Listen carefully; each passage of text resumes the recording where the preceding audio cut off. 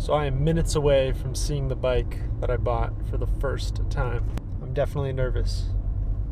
So having the addictive personality that I do and being locked up in quarantine for the past 3 months, I have more or less developed an unhealthy obsession with mountain biking. I started by getting a nice hardtail and had a lot of fun with it, but after putting about 60 miles on it, I realized a full suspension was actually what I was looking for in a bike. Mind you, I realized this without ever having ridden a full suspension, but we can get more into that later. Cut to, about a week ago, I sold my hardtail and then promptly spent too many hours looking for the right full suspension. I was mostly looking on Pinkbike, but I did dabble in Craigslist if I was feeling frisky. I live in the San Diego area, so there's usually a lot of listings to look through, but I actually ended up finding a used, custom 2019 Stumpjumper about 6 hours north of me that happened to be near where my parents live. I was of course open to driving up there myself to get a good look at the bike before purchasing, but my dad actually volunteered to pick up the bike for me. Even though he doesn't know too much about mountain bikes, I trusted he would at least be able to make sure everything was in good condition and as described in the listing. I also sent him a list of parts to verify on the bike just to make sure there was no trickery afoot and nothing was going to get swapped out last minute. So after he met with the seller and looked over the bike, he got it. The bike was purchased and there was no going back. Of course, at this point I was very excited because it pretty much hit everything I was looking for in a bike, and even though I didn't get to look over it myself, I was very optimistic. It would be a full week before I actually got the bike in my hands, and while I am a very impatient person, this was a good opportunity to practice patience.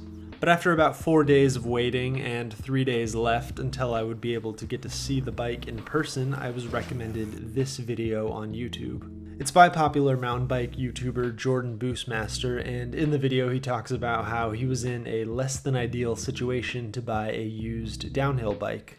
I'm not going to get into the details of the video, but I highly recommend you check it out, especially if you are considering getting a used bike. The seller told him everything was solid on the bike and even mentioned that the tires were bomb-proof. That specific comment, among other parallels in our experiences, instilled some anxiety in me because that's one of the things the seller of my bike mentioned: bomb-proof tires.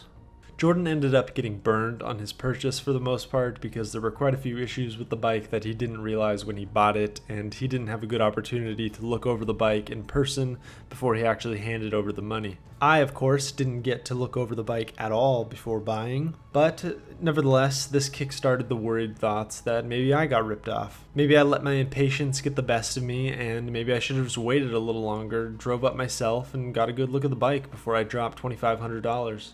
Now, there are some major differences in our buying experiences, so I didn't completely lose hope that I got burned. The seller of my bike actually sent over a lot of extra photos that weren't shown in the listing, and even a video showing that the back tire was aligned and everything was in order. And he was also very upfront about there being scratches on the bike, but assured me that they were all cosmetic. But still, without actually having seen the bike in person before the money was exchanged, I had to make a concerted effort to quiet these worries. Then came the moment of truth. So I am minutes away from seeing the bike that I bought for the first time. I'm definitely nervous. So, after getting a good look at the bike, I could immediately tell that everything was great. The bike was as described in the listing to a T. I've put about 40 miles on it so far, including some steep downhill rides as well as some jumps, and I have yet to find any surprises.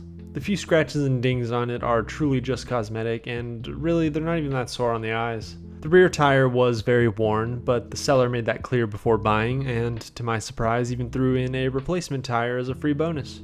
The seller also mentioned that the fork and rear shock had recently been serviced by RockShox, and they definitely seem brand new to me, so it's very likely that they were freshly serviced. I mean, the bike even has an Invisiframe on it, for God's sake, so you know the previous owner took good care of it. I made this video to share my used bike purchasing experience to maybe give you some insight on how purchases can totally go right. It's important to note though that when buying anything used, be it a ballpoint pen or a car, it is crucial that you do your due diligence to make sure you get what you're paying for. Thanks for watching. If you have any questions, you can leave them in the comments section down below. Stay safe out there.